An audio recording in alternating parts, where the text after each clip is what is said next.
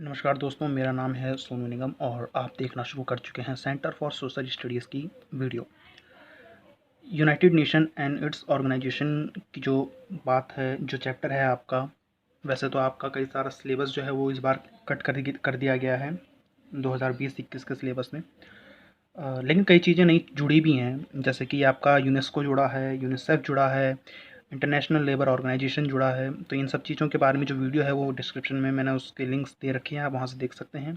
यह आखिरी पार्ट है इस चैप्टर का, जिसमें हम बात करेंगे कि क्या एक ध्रुवीय विश्व व्यवस्था में, यानी कि 1951 के बाद जब यूएसएसआर ढह गया, जब दुनिया में सिर्फ एकमात्र महाशक्ति अमेरिका रह गई, तो उसके बाद से क्या संयुक्त राष्ट्र संघ के काम करने के तरीके में बदलाव आया है।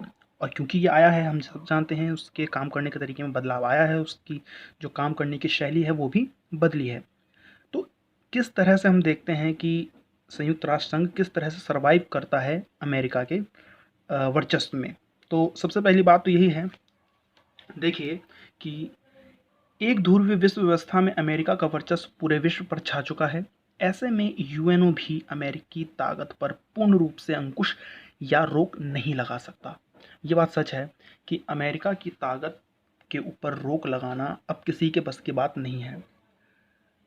कभी कभी वो तो यूएनओ को भी आंख दिखा देता है, जैसे कि मैंने आपको बताया था कि 2003 वाला जो किस्सा था, जो जिस पे उसने इराक पर हमला किया ये कहते हुए कि इराक जो है वेपन्स ऑफ मास डिस्ट्रक्शन बना रहा है, और सद्दाम हुसैन को गिरफ्तार कर लिया, उसे फांसी दे दी। इतनी बड़ी कार्रवाई करने के बाद वहाँ कुछ नहीं मिला, इराक के अंदर कुछ भी नहीं मिला, ऐसे कोई बम नहीं मिला। उस मिशन के लिए यूएनओ से परमिशन नहीं मिली थी, लेकिन फिर भी अमेरिका ने उस मिशन को अंजाम दिया, ऑपरेशन इराकी फ्रीडम जिसे आप कहते हैं, जो मैंने आपको बताया है अमेरिकी वर्चस्व वाले चैप्टर में। तो देखिए कि किस तरह से उसने यूएन से एक कदम आगे जाने की सोच ली। यूएन के मना करने के बावजूद उसने इस मिशन को अंजाम दिया। अब क्यों जो है अमेरिका इतना ताकतवर हो गया है, या अमेरिका इस हद तक जा सकता है, ऐसी कौन सी उसकी ताकत है। तो आपको पता है कि इसके दो कारण होने चाहिए। अमेरिका जो इतना ताकतवर बन चुका है, यूएन से भी ज़्यादा ताकतवर बन चुका है, उसके दो कारण हैं। क्यों? क्योंकि अमेरिका एकमात्र महाशक्ति है। सबसे पहली बात ये, यूएसएसआर अब नहीं रहा। उसकी सैन्य शक्ति, ध्यान दीजिए, उसकी सैन्य शक्ति और उसकी आर्थिक ताकत बहुत बड़ी है, जिस कारण वह यूएन की अनदेखी कर सकता है।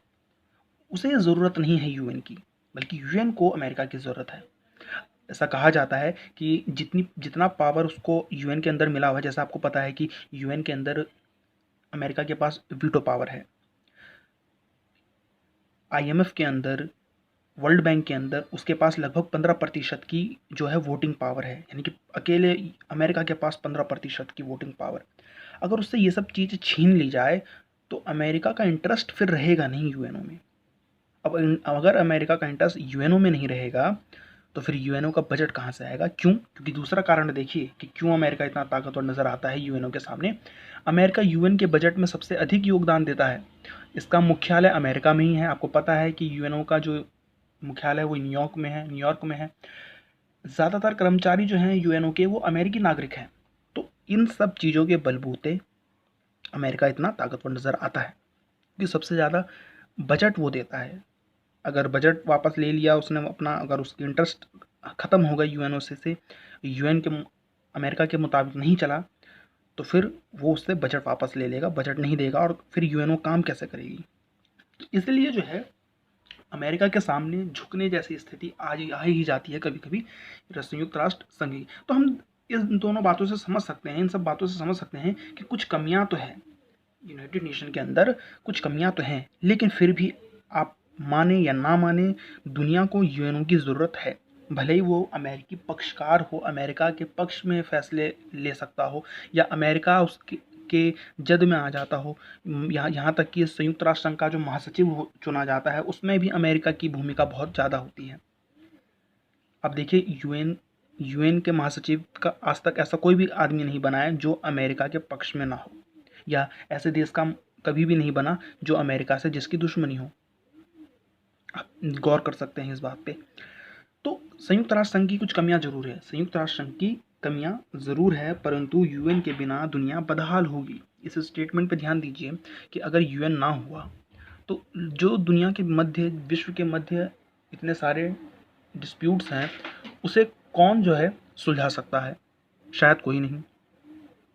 या फिर यूएन ही एक ऐसी जगह है जहाँ जाके आप अमेरिका को भी जो है गाली दे सकते हैं, अमेरिका के खिलाफ भी आप बोल सकते हैं। वो यूएन ही है, बाकी कहीं तो आप बोल भी नहीं। अपने देश अगर आप अमेरिका के खिलाफ बोलते हैं तो आप अमेरिका के विरोधी, अमेरिका के दुश्मन माने जाने लगते हैं। लेकिन यूनाइटेड नेशन के में जाकर अगर आप अमेरिका की नीतियों के खिलाफ बोलना चाहें तो आप बोल सकते हैं, और ऐसा होता है। दुनिया यूनाइटेड नेशन में जाकर, जो दुनिया के देश हैं वो वहाँ जाके अमेरिका के खिलाफ बोलती है। तो यूएन तो एक मंच बन जाता है जहाँ से अमेरिका को सुनाया जा सकता है या अमेरिका की नीतियों की आलोचना की जा सकती है। इसलिए हमें यूएन की ज़रूरत तो पड़ेगी ही, भले ही उसमें कितनी भी कमियां क्यों ना हो। क्यों? क्योंकि मौजूदा समय और आने वाला समय पारस्परिक निर्भरता का है। पारस्परिक निर्भरता एक सिद्धांत होता है बच्चों की। अब आप देखिए, दुनिया में कोई भी देश अकेला नहीं रह सकता।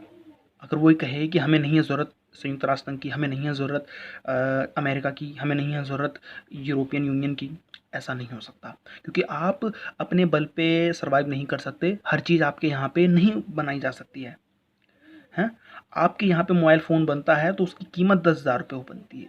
आप जब बनाते हैं तो उसकी कीमत आ जाती है 10,000 रुपये बनाते बनाते। लेकिन चाइना आपको 10,000 रुपये में बेच देता है फ़ोन। यानी कि जितने में आप प्रोडक्शन करते हैं उतने में चाइना बेच देता है। तो आप क्या करेंगे ऐसे में? ऐसे में जाहिर सी बात है आप चाइना की तरफ देखेंगे। आपके यहाँ टेक्नोलॉजी वो नहीं है जो अमेरिका के पास है, तो आपको अमेरिका से मांगनी ही पड़ेगी, टेक्नोलॉजी लेनी ही पड़ेगी। या यूँ कह लीजिए कि कोरोना वैक्सीन जो अभी ऑक्सफोर्ड यूनिवर्सिटी की वैक्सीन है, अगर आप ऐसा कह दें कि हम यूरोप से कोई संबंध नहीं रखना चाहते, तो फिर आप वैक्सीन कैसे मंगाएंगे? तो ये समस्या आती है। इसे कहते हैं पारस्परिक निर्भरता, एक दूसरे के ऊपर निर्भर वाला हो चुके हैं सभी देश। तो ऐसे दौर में अगर आप रहते हैं तो ज़रूरी है कि एक ऐसा संगठन हो जो उस निर्भरता के अंदर एक दूसरे से तालमेल बनाए। क्यों? क्योंकि अगर अमेरिका के ऊपर कोई देश निर्भर है तो अमेरिका ज़रूर उस देश को दबाने की कोशिश करेगा, और ऐसे में उनके बीच में संघर्ष, टकराव की स्थिति उत्पन्न होती रहेगी। नियम कानून के पछड़े लगे रहेंगे। तो नियम बनाने के लिए, कानून बनाने के लिए, नियंत्रण करने के लिए, निगरानी करने के लिए किसी एक संगठन की तो ज़रूरत होगी। इन्हीं अंतर्राष्ट्रीय संगठनों की ज़रूरत होगी। ये जो IMF है, जो वर्ल्ड बैंक है, जो WTO है, हम कितना भी कहें कि ये अमेरिका के पैरोकार हैं, अमेरिका के हित में फैसला देते हैं, परंतु हमें इसकी ज़रूरत पड़ेगी। तो इसीलिए मैं कह रहा हूँ कि पारस्परिक निर्भरता का ये दौर है, तथा संयुक्त राष्ट्र संघ समेत अन्य अंतर्राष्ट्रीय संगठन जैसे IMF, वर्ल्ड बैंक, WTO, ये अंतर्राष्ट्रीय संगठन है संयुक्त राष्ट्र के साथ साथ, इन्होंने भी पारस्परिक निर्भरता को बढ़ावा दिया। अब जैसे WTO की संधि ये है कि कोई भी देश जो है किसी भी देश के व्यापार पर बैरियर नहीं लगाएगा, बाधा नहीं उत्पन्न करेगा, चाहे वो टैक्स वाला हो, चाहे वो नॉन टैक्स हो, चाहे वो टैरिफ हो, चाहे नॉन टैरिफ हो। टैरिफ तो होगा कि आपने टैक्स बढ़ा दिया तो आप व्यापार कम हो जाएगा। ऐसा नॉन टैक्स हो जाता है या नॉन टैरिफ हो जाता है जैसे कि जैसे आपने कह दिया बाइकआउट चाइना, तो आपने अपने देश के लोगों को कहा कि चाइना से का कोई प्रोडक्ट ही मत खरीदिए, तो आप ऐसा नहीं कर सकते। सरकार कभी ऐसा नहीं कर सकती। ये यूनाइटेड नेशन जो WTO है उसके समझौते में ये लिखा हुआ है। तो इसने पारस्परिक निर्भरता को बढ़ाया है। जब उसने ऐसा बढ़ा दिया है, आपको ऐसे समय में धकेल दिया है कि आपको इसकी ज़रूरत पड़ेगी ही पड़ेगी।